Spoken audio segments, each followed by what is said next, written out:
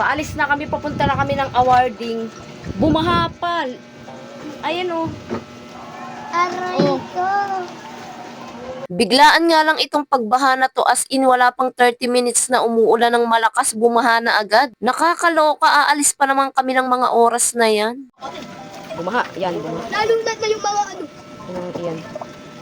Bumaha siya, bumaha.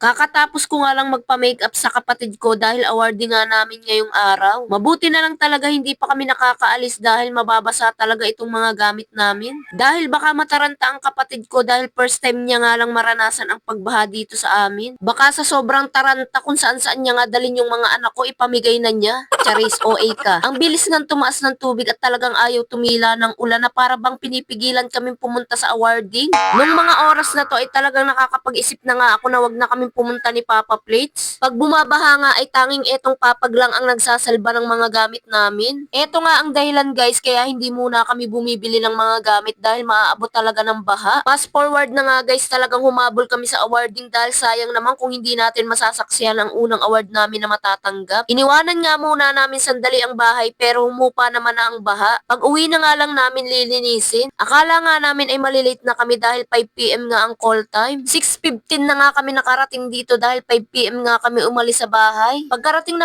nga namin dito, hinanap agad namin kung nasan nga yung mga susuotin namin. At sinuot na nga namin agad. Wala akong idea na ito pala ang damit ko dahil hindi nga akong pumili nito. Medyo maluwag nga sa bandang likod kaya tatalian na lang daw nila ng lubid.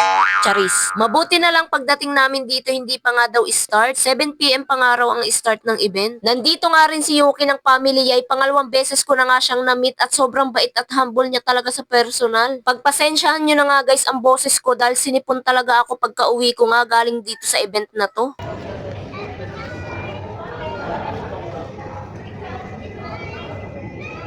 Diba? Ganda-gandahan na naman yan siya. Pil na naman niya yung buhok niya na hindi naman tunay. Nagpa-picture nga rin ako dito kay Elaine dahil gandang-ganda talaga ako sa bata na to. Napaka-talented pa. Parehas kami. Charis. Big shout out nga pala kay Sir Mark. Thank you sa napakagandang kasuotan namin ni Papa Plates. Nagmukha kaming tao ngayong araw na to. Huwag kang magkakamali. Madadapa ako dito. Good evening. I am Pete Skitanen, your host for tonight. Ladies and gentlemen, is everyone ready? 10 po. Magsisimula na nga ang event at hanggang ngayon hindi pa rin ako makapaniwala na makakasama kami sa ganitong awarding at makakapunta kami sa ganitong event. Sino ba naman ako? Isa lang naman akong nanay na tagabantay ng anak umaga hanggang gabi. Tapos si Papa Plates ay isang tindero ng kasirola. Tapos ngayon ay nandito nakasama nga ang mga sikat na content creator kagaya ng Family Yay, si Yuki, si Ate Aya, si Adrian, si Elaine. Grabe, napapanood ko lang yan sila dati. Nandito nga rin ang idol ko na si Jean kasama ang jowa niyang si Nam na mahilig mambudol. Nandito rin si Ruby, si Max at si Kuya Jude. Nagsama-sama na talaga yung mga idol ko dito. Sobrang babait ng mga yan sa personal. Hindi ka talaga maiilang kausapin sila.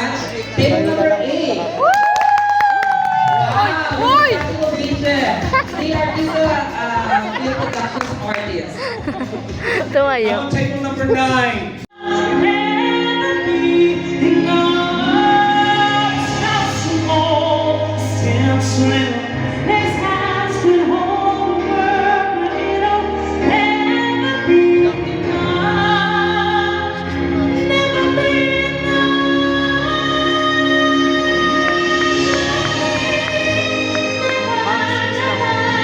Grabe, ang galing niyang kumanta. Sa sobrang galing niyang kumanta, nagutom na ako.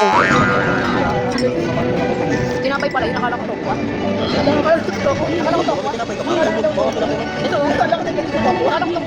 Kala ko rin tokwa.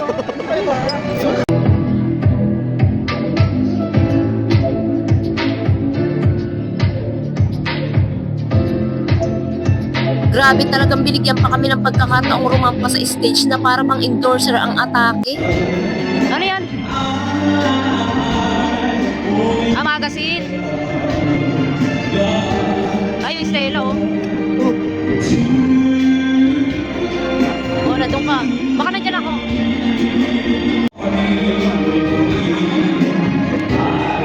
Wow, nasa gitna talaga. Next awardee is From Artista Film Production, April. Oo, diba? April and Tato. April and Tato. Peter and Gab is also part of Artista Film Production. Nag-artist of Artista Film Production. Congratulations. Congratulations to you.